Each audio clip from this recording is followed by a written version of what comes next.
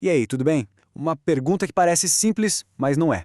Como é que se coloca preço na expertise de alguém? Pois é, no mercado imobiliário aqui do Brasil, essa questão é super séria. A gente vai mergulhar hoje num manual que tenta justamente organizar isso para a gente entender a lógica por trás dos honorários de um avaliador de imóveis. E tá aí o ponto central da nossa conversa. Pensa bem, como se precifica uma opinião técnica? Uma opinião que pode literalmente decidir o futuro de um grande negócio ou até o resultado de uma briga na justiça. Não é um palpite, né? É uma responsabilidade gigantesca. Então, antes mesmo de a gente começar a falar de dinheiro, de valores, tem um passo anterior que é fundamental. Quem, afinal de contas, tem autoridade para fazer esse tipo de avaliação? Tudo começa, e tem que começar, pela base legal. E olha, essa validação foi uma verdadeira jornada, viu? Uma novela. Começou lá atrás, em 1978, com uma lei que só permitia ao corretor opinar. Era bem vago. O grande pulo do gato veio em 2006, com a criação do CNIA, o Cadastro Nacional de Avaliadores. Claro que isso gerou uma reação forte, né? Vieram contestações judiciais, mas a justiça, no fim das contas, foi confirmando o direito dos corretores. Primeiro no STJ, em 2011, e depois o martelo foi batido de vez pelo STF. Foi uma luta longa para ter esse reconhecimento profissional. Então, o resultado de toda essa disputa é bem claro hoje em dia. A Justiça bateu o martelo e confirmou que os corretores de imóveis que estão inscritos no SINAI são sim profissionais totalmente habilitados. E isso quer dizer que eles não só podem fazer a avaliação, como também podem atuar como peritos judiciais. É um reconhecimento e tanto da importância técnica desses profissionais.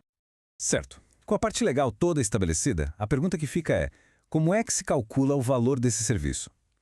Bom, o manual apresenta uma solução principal para isso, uma ideia chamada de hora técnica.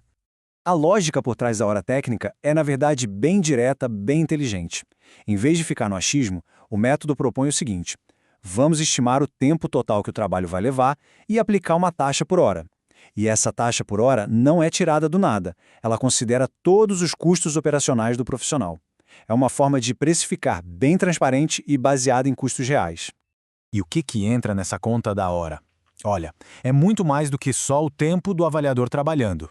Entra na conta os custos fixos do escritório, sabe? Aluguel, luz, internet, os salários da equipe que dá suporte, a depreciação dos equipamentos, computador, impressora, os custos de transporte, claro, e até a própria remuneração do avaliador e a provisão para os impostos. É um cálculo bem completo que mostra o custo real da operação toda. E para a gente ter uma referência mais concreta, o manual chega a um número. A sugestão para julho de 2025 é de R$ 530 por hora técnica. Mas atenção, é importante lembrar que isso é uma referência, sabe? Foi calculado com base numa projeção de salário para o avaliador, não é um preço fixo, tabelado. Só que esse valor de referência é só o começo da conversa. A gente sabe que a realidade de cada trabalho é diferente. Cada imóvel tem suas particularidades e a complexidade de cada caso vai exigir ajustes nesse cálculo inicial. E aqui a gente vê como a coisa funciona na prática. Experiência do profissional conta? Com certeza, pode adicionar até 20%. E um trabalho urgente, feito à noite ou no feriado? Mais 20%. Agora, olha só a diferença para locais considerados de risco. O adicional pode chegar a 40%. Cada um desses fatores reflete a responsabilidade e as condições específicas de cada avaliação. Faz todo sentido. Bom, a hora técnica é o método que o manual recomenda, o ideal, mas não é o único que existe por aí no mercado. E é super importante entender as alternativas, principalmente para saber quais delas a gente deve, digamos, evitar. De um lado, tem o método por metro quadrado, que é uma alternativa que funciona, principalmente para construções. Mas do outro lado, tem uma prática que o manual é bem claro em não recomendar: cobrar uma porcentagem do valor do imóvel. E por quê? Simples.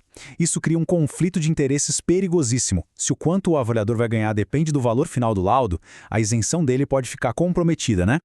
E tudo isso que a gente viu nos leva a um princípio maior, uma ideia que orienta tudo e explica por que este documento é um manual de referência e não uma tabela de preços engessada, que todo mundo tem que seguir. A resposta para isso está na nossa Constituição. O artigo 170, ele define a livre concorrência como um dos pilares da nossa economia. É exatamente por isso que tabelar preços de qualquer serviço é ilegal no Brasil. O manual pode e deve orientar, dar um norte, mas nunca nunca impor um preço.